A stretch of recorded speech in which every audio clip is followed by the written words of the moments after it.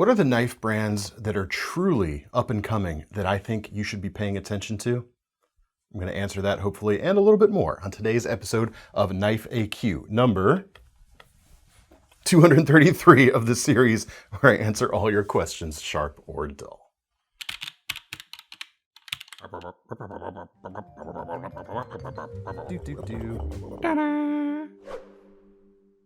Hey everyone, David C. Anderson here, coming at you from the KnifeCenter. Everyone say hi to Thomas behind the camera as usual. Load-bearing walls. You've got destruction on the mind. They bear loads. They certainly have to put up with loads when we're in here talking. If you're new to this series, what we do is we answer your questions and we pull those questions from the comment section. So if you've got a question, think it merits inclusion in a future episode, please, I encourage you to drop it in the comments. First question today is from Chris Chips. Hey DCA, question for future FAQ. What are your favorite new smaller makers that KnifeCenter has taken on recently? Love my Spydercos, Wies, ZTs, etc., but curious, I'm looking into some smaller makers. Perhaps a list of 3 to 5, ranging from 100 to 500. Thanks, man. I'm paying attention to the price range there, quite honestly, but I have got 5 companies in front of me that I think are definitely worth paying attention to. The first is North Mountain Blade. I've got a few of their products right here. The cool thing about North Mountain, what they're doing is they are an import company, and whereas most of the newer import companies that have sprung up have been trying to kind of like copy the success of We Knife Company, who you mentioned, and on the budgetier side, the Civivi stuff in particular, North Mountain is doing kind of their own thing in a really cool way. On top of that, the price to quality ratio is absolutely insanely good. Even if they're not all cheap, this one right here isn't. This is the BBNM from Dwayne Dwyer's Design Handbook. A Dwayne Dwyer design. This particular one is $380. It is an overbuilt titanium frame lock, non-flipper, washers in the pivot as opposed to ball bearings, so it doesn't have like that modern fidgety, clicky feel. This is more like older school overbuilt frame lock folder in a way that new companies just aren't doing today, and very few older companies are doing knives like this either. So that's really cool. They also had the audacity to do something like the Lucky Dog right here. We just showed this in our new items of the week video that posts every Thursday. It is a big folder with no pocket clip. When's the last time that has happened for a new company? This is $150, and it really does feel like what you're paying for what you're getting. You're way, way above the curve, or ahead of the curve in terms of value here. Laminated blade, you've got that Sanmai construction, really, really cool. You've got cool things like the Lee Williams kickstop on this that has the separate piece acting as the flipper tab, which is very cool, and it's super comfortable too, and it just feels fantastic. 150 bucks too. Like I said, it's not a lot for what it feels like you're getting. Even 100 bucks and less, the Chop series. This is the Chop 2, our recently restocked KnifeCenter exclusive. It hasn't even been a year since we got North Mountain Blade here at the KnifeCenter, and immediately we were like, we need to do something exclusive wise. And the Chop is really cool, and in our opinion, kind of the best button lock flipper under $100, quite honestly. It's a phenomenal piece. But they are, definitely worth keeping an eye on. The next company is Vosteed. Now, we've had Vosteed on the site for just a couple of years, but Vosteed as a company has only been around for a couple of years.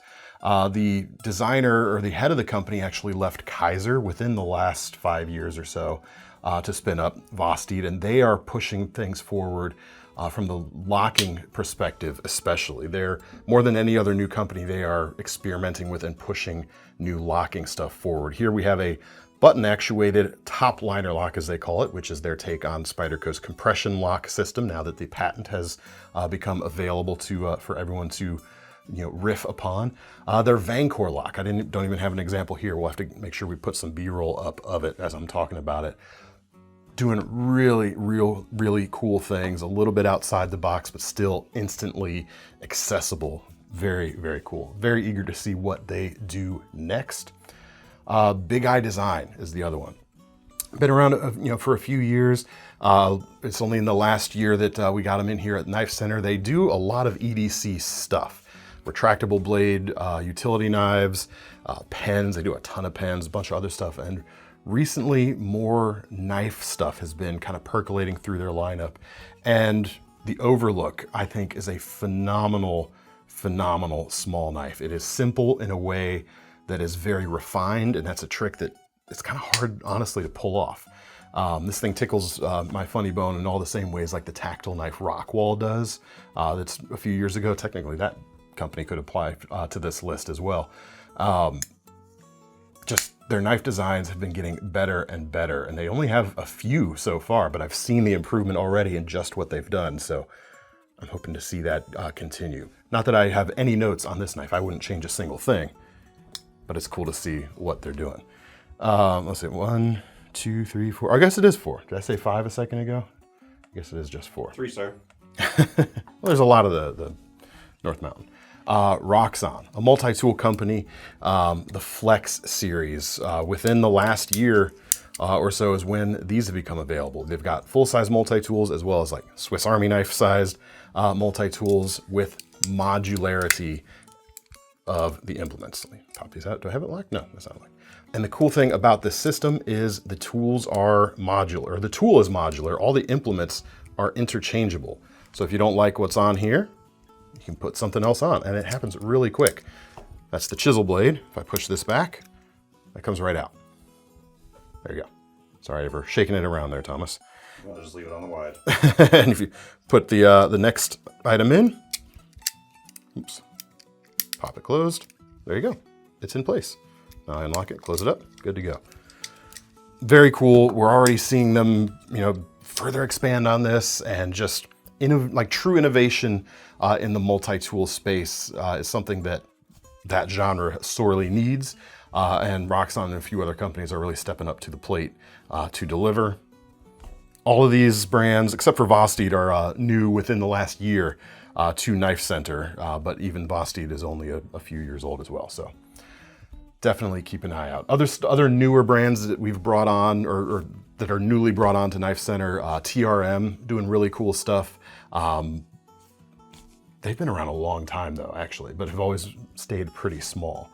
Yeah, really cool stuff. Really cool stuff. All right, I think that's all I have. Do I have anything else sitting over there? Oh, SRM, another one. Again, they've been around a long time as well. A lot of times OEMing for other companies, just like TRM, Three Rivers Manufacturing, and now they're calling SRM Stay Ready for More. They're doing cool stuff on their own as well, and both of them available at the KnifeCenter within the last year or so. Anyway, that's it for that question. Shall we move on? I won't stop you.